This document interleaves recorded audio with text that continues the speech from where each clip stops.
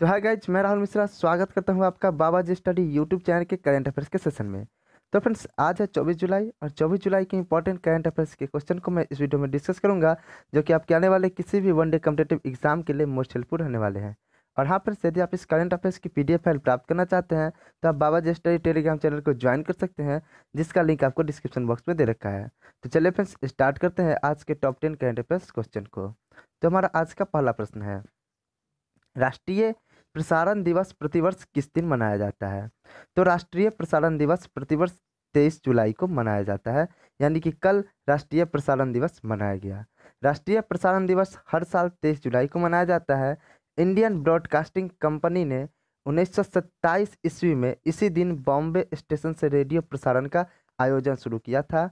इस आयोजन को चिन्हित करने के लिए ऑल इंडिया रेडियो ने नई दिल्ली में नए भारत और प्रसारण माध्यम के निर्माण पर एक संगोष्ठी का आयोजन किया। 1923 में ब्रिटिश शासनकाल के दौरान भारत में रेडियो प्रसारण की सेवाएं शुरू की गई, जो कि 23 जुलाई को ही शुरू की गई। तो इसी कारण प्रतिवर्ष 1927 से लेकर अभी तक राष्ट्रीय प्रसारण दिवस के रूप में 23 जुलाई को मनाते हैं। तो फ्रेंड्स, ये थे क्वेश्चन नंबर 1 और उसके रिगार्डिंग इंपॉर्टेंट फैक्ट्स जो कि मैंने आपको बताया। बढ़ते अपने क्वेश्चन नंबर 2 की ओर। उससे पहले यदि आपको हमारा सेशन पसंद आता है तो हमारे इस वीडियो को लाइक, चैनल को सब्सक्राइब और वीडियो को एक शेयर जरूर करें। क्वेश्चन नंबर 2 है, 5 एथलीटों को टोक्यो खेलों में प्रतिस्पर्धा से दूर रखते हुए किस देश ने टोक्यो ओलंपिक 2021 से अपना नाम वापस ले लिया है? तो 5 एथलीटों को टोक्यो खेलों के में प्रतिस्पर्धा से दूर रखते हुए अफ्रीकी देश गिनी ने टोक्यो ओलंपिक 2021 से अपना नाम वापस ले लिया है। कोविड रूपों में पुनरुत्थान के कारण सरकार ने 32वें ओलंपिक में गिनी की भागीदारी को रद्द करने का निर्णय लिया। आपको बता दें कि एक प्रसिद्ध खिलाड़ी जिसे फतोमाता यारी कैमरा, ये भी इस बार इस फ्री स्टाइल पहलवान थे, ये भी इस बार इस ओलंपिक में भाग लेने से वंचित हो गए। और ये कहाँ के थे? गिनी के थे। उसके अलावा आपको बता दें कि कल यानी कि 23 जुलाई को प्रातः भारतीय समय अनुसार सायं 4:30 बजे टोक्यो ओलंपिक का उद्घाटन हुआ, जिसमें भारत की तरफ से कुल 28 सदस्यों ने उद्घाटन समारोह में भाग लिया। और टोक्यो ओलंपिक के उद्घाटन समारोह में कुल 950 व्यक्तियों ने भाग लिया इस कोविड-19 की वजह से, जिसमें आपके बहुत क्या कहते हैं उसको, खिलाड़ी थे और कुछ आपके पत्रकार वगैरह को मिलाकर कुल 950 लोगों ने भाग लिया उद्घाटन समारोह में। और भारत की तरफ से कितने लोगों ने भाग लिया? 28 खिलाड़ियों ने भाग लिया। बढ़ते हैं फ्रेंड्स अपने अगले प्रश्न संख्या 3 की ओर। प्रश्न संख्या 3 है, निम्नलिखित में से किसका नाम बदलकर पूनावाला फिनकॉर्प लिमिटेड कर दिया गया और उसकी रीब्रांडिंग गतिविधि शुरू कर दी गई है? तो मैग्मा मैग्मा फिनकॉर्प लिमिटेड का नाम बदलकर पूनावाला फिनकॉर्प लिमिटेड कर दिया गया और इसकी रीब्रांडिंग गतिविधि शुरू कर दी गई। 21 मई 2021 को आधार पूनावाला के नेतृत्व वाली Rising Sun Holdings Private Limited द्वारा नियंत्रित हिस्सेदारी के अधिग्रहण के बाद यह निर्णय लिया गया। इसके साथ ही इसकी पूर्ण स्वामित्व वाली housing finance subsidiary magma housing finance limited का नाम बदलकर पूनावाला हाउसिंग फाइनेंस लिमिटेड भी कर दिया गया। बढ़ते हैं अपने अगले प्रश्न संख्या 4 की ओर। तो हमारा प्रश्न संख्या 4 है कि भारतीय ओलंपिक संघ ने 2020 टोक्यो ओलंपिक और भविष्य के लिए एक प्रायोजक के रूप में निम्न में से किसको शामिल किया है? तो भारतीय ओलंपिक संघ ने 2020 टोक्यो ओलंपिक, जो कि 2021 में कराया जा रहा है, कल से इसकी शुरुआत हो चुकी है, और भविष्य के लिए एक प्रायोजक के रूप में अडानी समूह को शामिल किया है। इससे पहले भारतीय ओलंपिक संघ ने घोषणा की कि SFA प्राइवेट लिमिटेड इस आयोजन के लिए उसके प्रायोजकों में से एक के रूप में शामिल हुआ था। भारतीय ओलंपिक संघ ने पहले MPL स्पोर्ट्स फाउंडेशन के साथ भी प्रिंसिपल स्पॉन्सर के रूप में प्रायोजन समझौते किए, जिसमें टोक्यो ओलंपिक खेलों, 2022 एशियाई खेलों और राष्ट्रमंडल खेलों को शामिल किया गया। भारतीय ओलंपिक संघ ने वैश्विक पोषण कंपनी हर्बी लाइफ को अपने प्रायोजक के रूप में भी शामिल करने की भी पुष्टि की। जून 2021 में JSW समूह को भी टोक्यो 2020 ओलंपिक खेलों के प्रायोजक के रूप में शामिल किया गया था और अब अडानी समूह को भी शामिल कर लिया गया है टोक्यो ओलंपिक के प्रायोजक के रूप में। अगला प्रश्न संख्या 5 देखते हैं। कौन अपनी आत्मकथा the stranger in the mirror का विमोचन किया?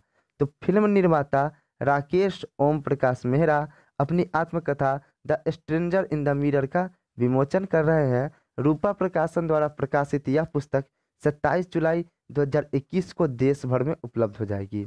आपको बता दें कि राकेश ओम प्रकाश मेहरा को रंग दे बसंती, दिल्ली 6, भाग मिल्खा भाग और हाल ही में रिलीज हुई तूफान जैसी फिल्मों के लिए जाना जाता है। उन्होंने प्रसिद्ध लेखिका रीता राममूर्ति गुप्ता के साथ यह पुस्तक का सह लेखन किया। तो इस पुस्तक के राइटर कौन है? तो राकेश ओम प्रकाश मेहरा और गीता रीता राममूर्ति गुप्ता इसके भी राइटर है। तब से प्रश्न पूछ सकता है कि द स्ट्रेंजर और इन द मिरर पुस्तक के लेखक कौन है? एक में आपका राकेश ओम प्रकाश मेहरा ऑप्शन रहेगा और ऑप्शन नंबर बी में रीता राममूर्ति गुप्ता रहेगा। ऑप्शन नंबर सी में रहेगा बोथ ए एंड बी। तो आपका राइट आंसर क्या होगा? Both A and B. अगला प्रश्न संख्या 6 देखते हैं। प्रश्न संख्या 6 है कि जुलाई 2021 में निम्नलिखित में से IFF पुरुष फुटबॉलर ऑफ द ईयर से किसे नामित किया गया? तो संदेश झिगन को IFF footballer of the year से नवाजा गया। और फ्रेंड्स आपका होमवर्क है कि मैंने आपसे पूछा था पिछले कुछ वीडियो में कि IAF का फुल फॉर्म क्या होता है, तो बहुत सारे लोगों ने इसका फुल फॉर्म बताया था और उससे मैंने आपसे प्रश्न किया था मतलब आपको करवाया था कि IAF महिला फुटबॉलर ऑफ द ईयर से किसे नवाजा गया है। तो आपको वह प्रश्न का जवाब आपको देना है कि IAF पुरुष फुटबॉल ऑफ द ईयर से संदेश झिगन को नवाजा गया है, बट AIFF महिला फुटबॉलर ऑफ द ईयर से किसे नामित किया गया है? इसका जवाब आपको कमेंट बॉक्स में देना है।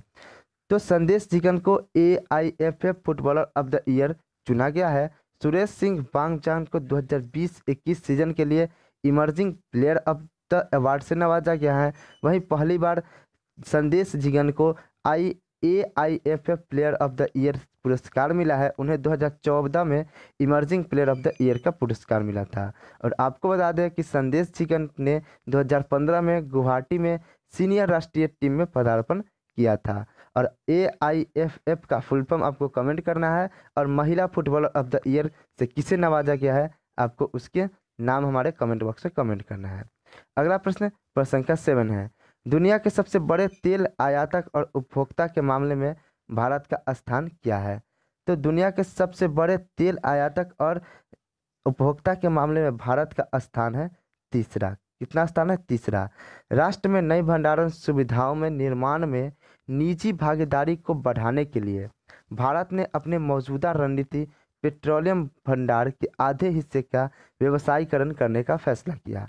भारत दुनिया का तीसरा सबसे बड़ा तेल आयातक और उपभोक्ता अपनी तेल जरूरतों का 80% से अधिक आयात करता है और आपूर्ति व्यवधान से बचने के लिए दक्षिण भारत में 3 स्थानों पर रणनीतिक भंडारण का निर्माण करता है।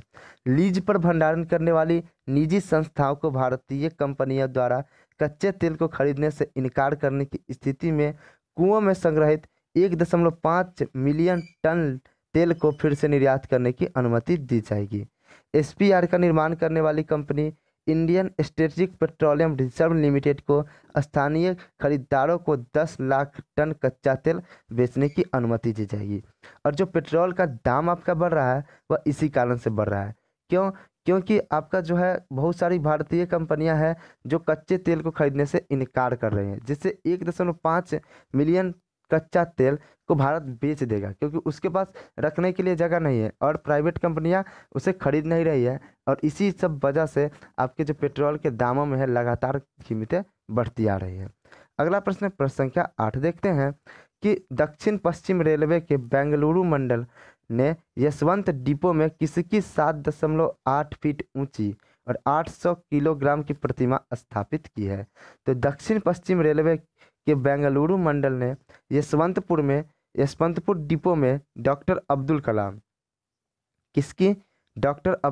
की 7.8 फीट ऊंची और 800 किलोग्राम की प्रतिमा स्थापित की है। मिसाइल मैन ऑफ इंडिया के नाम से मशहूर डॉक्टर अब्दुल कलाम की आवाक्ष प्रतिमा कबाड़ सामग्री से बनाई गई। कर्मचारियों के मनोबल को बढ़ाने के लिए एक आकर्षक कार्य वातावरण बनाने के लिए इस तरह की गतिविधियां जापानी 5S वर्क प्लेस फिलोसॉफी का एक हिस्सा बनाया गया। यानी कि यह जो दक्षिण पश्चिम रेलवे के बेंगलुरु मंडल में किसकी प्रतिमा स्थापित की गई, तो डॉक्टर एपीजे अब्दुल कलाम की प्रतिमा स्थापित की गई। यह कितने फीट ऊंची है, तो यह 7.8 फीट ऊंची है। और स्टैचू ऑफ यूनिटी की ऊंचाई कितनी है या लंबाई कितनी है, यह क्वेश्चन आप लोगों के लिए मैं कमेंट बॉक्स में कमेंट करने के लिए छोड़ रहा हूँ।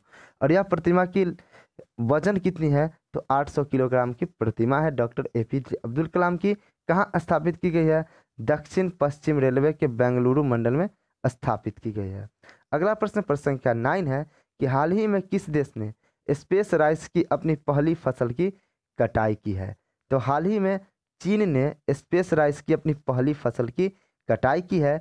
चीन ने नवंबर में चांग E5 मिशन के तहत 23 दिवसीय चंद्र यात्रा के दौरान चावल के बीज भेजे थे। ब्रह्मांडीय विकिरण और शून्य गुरुत्वाकर्षण के संपर्क में आने के बाद लगभग 40 ग्राम वजन वाले इन बीजों पर, मतलब कि जब अंतरिक्ष से लौट के आया तो उस बीज का वजन 40 ग्राम था। और उन बीजों पर जो आपके हैं चीन के अंतरिक्ष प्रजनन अनुसंधान इस पे अनुसंधान कर रहे हैं। आपको बता दें कि चीन 1987 से लगातार अंतरिक्ष में बीजों को भेज रहा है और उस पर रिसर्च कर रहा है, यानी कि अनुसंधान कर रहा है। अगला प्रश्न प्रश्न संख्या 10 देखते हैं, जो कि हमारे आज का आखिरी प्रश्न है और भारत के लिए गौरव की बात है। क्या गौरव की बात है, प्रश्न देखिए। भारत की युवा पहलवान तनु ने कितने किलो भार वर्ग में कैडेट विश्व चैंपियनशिप का खिताब जीता है, तो प्रश्न आपसे पूछ सकता है कि कैडेट विश्व चैंपियनशिप का खिताब किसने जीता है, तो तनु नाम के व्यक्ति ने कैडेट विश्व चैंपियनशिप का खिताब जीता है। भारत की युवा पहलवान तनु और प्रिया विश्व चैंपियनशिप बन गए हैं, जिन्होंने कैडेट विश्व चैंपियनशिप में शानदार प्रदर्शन करते हुए यह खिताब जीता है। तो तनु और प्रिया नाम की लड़की ने कैडेट विश्व चैंपियनशिप में संयुक्त रूप से विजेता रही हैं, जो कि कहाँ की है, भारत की है। तनु ने 22 जुलाई को देर रात हुए मुकाबले में एक भी अंक नहीं गंवाते हुए 43 किलो वर्ग में यह खिताब अपने नाम किया और उसने फाइनल में बेलारूस की वलेरिया मिस्किस को हरा दिया। कहाँ की हरा दिया, बेलारूस की वलेरिया मिस्किस को हराया। तो आपसे यह प्रश्न पूछ सकता है कि भारत कैडेट विश्व चैंपियनशिप का रनर अप विनर कौन रहा, तो रनर अप का खिताब जिसे मिला वालेरिया मिस्किस को मिला और यह कहाँ की थी, बेलारूस की थी। और कैडेट विश्व चैंपियनशिप का खिताब किसने जीता, तो तनु और प्रिया ने संयुक्त रूप से कैडेट विश्व चैंपियनशिप का खिताब जीता। तो फ्रेंड्स ये थे आज के टॉप 10 करंट अफेयर्स क्वेश्चन। उम्मीद करता हूँ कि आपको हमारा सेशन पसंद आया होगा। यदि हमारा सेशन पसंद आता है तो हमारे इस वीडियो को लाइक, चैनल को सब्सक्राइब और वीडियो को एक शेयर जरूर करें। तो मिलते हैं अपने नेक्स्ट वीडियो में, तब तक के लिए जय हिंद, जय भारत, वंदे मातरम।